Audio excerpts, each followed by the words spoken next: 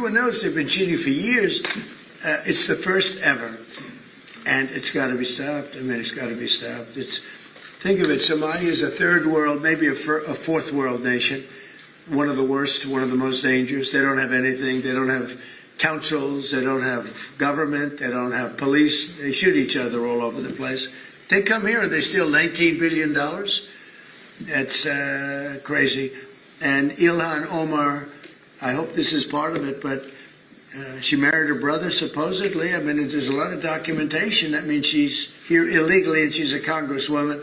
And I hope you're going to be looking at that, or somebody is, all right?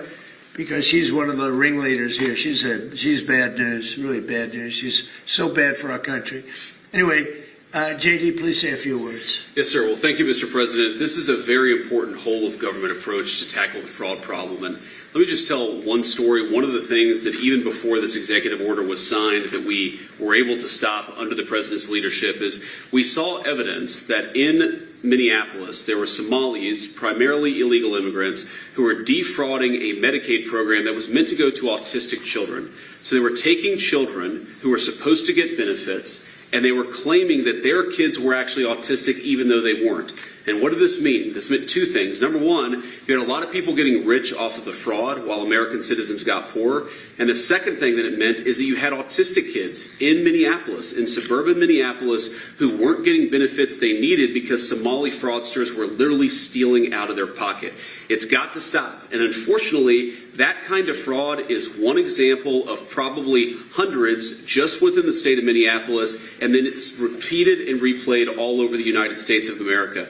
When we first started talking about this problem, the president made it very clear he wanted us to take the fraud problem seriously because nobody had until he was president. We started to figure out one big hole that existed is that the agencies of the government weren't actually talking to each other. So Treasury would have evidence of financial fraud, but wasn't talking to the Department of Justice about it. Health and Human Services had evidence of Medicaid fraud, but wasn't talking to the Department of Treasury about it. So what this executive order does is force the entire apparatus of the federal government to do two things. Stop the fraud on the American taxpayer and make sure that the benefits that ought by right go to American citizens and not to fraudsters. Andrew Ferguson will be the vice chair and is going to do a great job. If you're curious what's the difference between the vice chair and the vice chair is going to do all the work and I'm going to take all the credit. Andrew. Yeah, look, I mean, millions and millions of Americans pay into these programs every day, and they expect to get something out of it. And this fraud is just siphoning money that millions of Americans pay to fund their hospitals, to fund their daycare centers, into completely fake businesses. It isn't just unfair to all of us as taxpayers who pay for all of this. It's particularly unfair to the Americans who need this the most and watch this money leave their hospital, leave their school system, and go out to fraud. And that is why this effort is so important. And I think we've just begun really looking at this, but I think that one of the things we're going to find is that in a lot of these agencies, the previous administration was pretty lax about existing anti-fraud controls, and we're going to expose that too. I would take the word pretty out. I would change it with unbelievably lax. They weren't, it's not even lax. Lax isn't a good enough word. The previous administration was fraudulent, okay, and I think that's what you're going to find also. And you know, we worked so hard, like most favored nations drug prices. For years, people have wanted. We paid the highest drug prices anywhere in the world by far, by 5 times, 6 times, 10 times, more than London would be paying in New York, more than any city in Europe was paying than our cities. We would have a pill that would sell for $10 in Munich. In Germany, would sell for $10, and in New York it would be $130 or whatever. And we worked so hard, and we pulled it off. It's called Most Favored Nations. So now we went from by far the most expensive drugs anywhere in the world, prescription drugs, to the least expensive. And I had to get all the nations to agree, and I don't want to bore you with how I did it, but I did it. Everyone said it was impossible to do, including the drug companies. And we did it. And we worked so hard on it. And we're going to save so much money for the people. Your drug prices are going to be dropping at levels never even, by 50, 60, 70, 80% in some cases. But you work so hard. and then you see them stealing $19 billion. It's like in one pocket, out the other. And I think Andrew and JD, I think they have maybe one of the most important jobs. Maybe it could be one of the most important things that we're signing because I really believe that they have an opportunity to do something so good for our country. People talk about balancing budgets. You can't balance a budget when people are stealing $19 billion, and nobody's ever heard of anything like it. We had, I guess, in the same state, you went autism, where 4 or 5 years ago, they spent $1 million, and now it's almost $400 million in just a few years. Well, autism didn't go up like that, and even the $1 million was probably a fraud, but it went from $1 million to almost $400 million in just a few years. These are crooked people. They basically said everybody in the state had autism. These are crooked, horrible people. And, I was elected with JD, Make America Great Again. That was it. And we can't have this stuff happening. Right. We have to be respected. And they left. So I'm going to sign this. We'll take some questions. But let me sign this first before I don't forget. Let's see. Before I decide not to, okay? Yes, sir. I don't forget not to, but maybe I'll decide not to. I would decide not to. If I didn't think they could do the job, I would decide not to.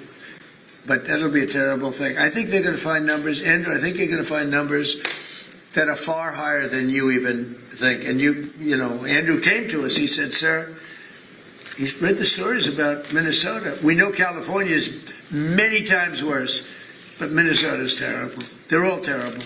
Those cities are terrible. New York is terrible. What's going on in Chicago, Illinois, with that slob of a governor is terrible. And the kind of money we're talking about is just country changing. It's country changing money. It's having a deficit to having a really profitable country where you can lower your taxes substantially for people. And I think you have an opportunity to do it. And I think you two guys are the right guys. If you guys can't do it, we've got a problem, because nobody else will be able to do it. Yes, sir.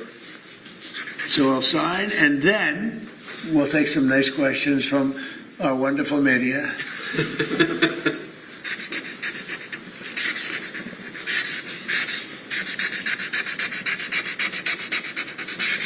Okay.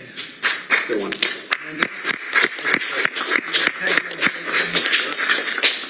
There you go. They're very important. It's a big deal. We've been working on this very long. Really? Yes, Steve, sir. right? Will? Yes, sir. Andrew, do you have a question? Yes, Mr. President. You said during your State of the Union that this type of fraud, the corruption, is the type of thing that can shred the fabric of a nation. Why do you suppose then that leaders in recent memory haven't looked at the systemic amount of fraud Because that's they're taking crooked. place?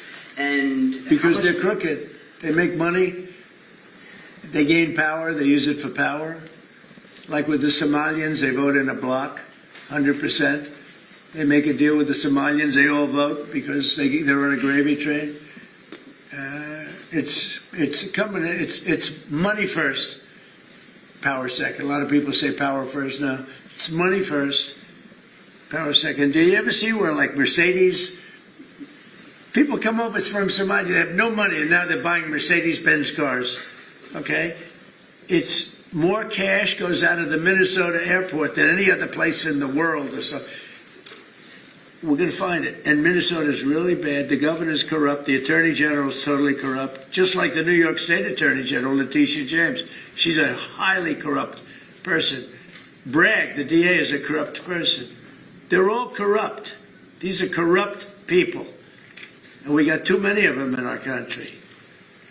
And we have to expose them, and we have to catch them. And if these two guys can't, these are high IQ people. I've always liked high IQ. These are high IQ people. If they don't do it, we're going to go a long way, fellas, to find somebody else that's going to. We have no choice. If honestly, and they may not do a good job. If they don't do a good job, Thank you, sir. no, it's possible. If they don't do a good job, the country's sort of in trouble. Yes, go ahead. Thank you, sir. Two questions for the And I think they're going to do a great job. Go ahead. First, Mr. Vice President, Democrats are already calling you the fraud czar. What's your reaction to that title? And then second, Good time. given I like your it. past skepticism of foreign adventurism, are you completely on board with the current war in Iran? So I like fraud czar. It's certainly what we're going to do. And look, we have to do it. As the president said, this is a problem that has festered in this country for far too long, and far too few people have actually wanted to do anything about it. That's what makes this administration different, is that we actually tackle the problems the American people have been confronting. So I'm very happy about it. And look, I think that I know what you're trying to do, Phil. You're trying to drive a wedge between members of the administration, between me and the president. What the president said consistently, going back to 2015, and I agreed with him, is that Iran should not have a nuclear weapon. We have taken this military action under the president's leadership. I think all of us, whether you're a Democrat or Republican, should pray for success and pray for the safety of our troops. That's the approach that I've taken. Make it as successful as possible. So there's no hesitation, given your past statements, with the current operation? What do you mean there's no hesitation with my past statements? Given your skepticism of foreign adventurism, you were a critic of the global war on terror previously. Well, I think one big difference, Phil, is that we have a smart president, whereas in the past we've had dumb presidents. And I trust President Trump to get the job done, to do a good job for the American people, and to make sure that the mistakes of the past aren't repeated. Absolutely. Thanks, sir. Look, JD's been great, but here's the simple thing, and I have, some people, I don't want wars. I want wars less than almost anybody. Peace through strength. But you know what? I've watched Iran for a long time. I've called them out 20 years ago when I was a civilian that liked watching the world. And they're violent, vicious people. The leadership, violent, vicious people. They killed 32,000 protesters over the last